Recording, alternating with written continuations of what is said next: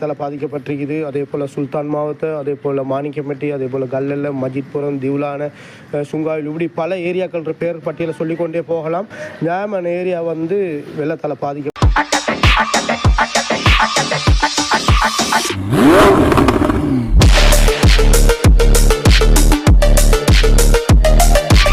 அஸ்ஸலாமு அலைக்கும் வரஹ்மத்துல்லாஹி வபரகாத்துஹு. நண்பர்களே, நன்றாக பாருங்கள். இது வந்து என்னுடைய 2வது பதிவு.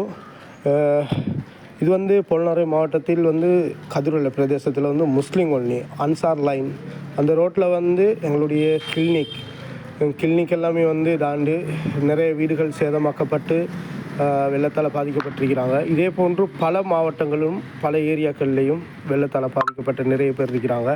இன்ஷா அல்லாஹ் இந்த வீடியோக்களை பார்க்குற நீங்கள் இன்ஷா அல்லாஹ் துவா செஞ்சு கொள்ளுங்க. அதே போல் இந்த மக்களுக்கு உங்களால் முடிஞ்ச உதவிகளை நீங்கள் பண்ணுங்கள். இந்த டைமில் தான் வந்து உதவிகளை பண்ண வேண்டிய டைம்.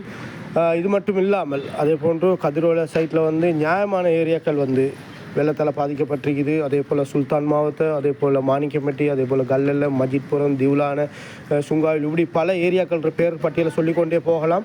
நியாயமான ஏரியா வந்து வெள்ளத்தால் பாதிக்கப்பட்டிருக்குது.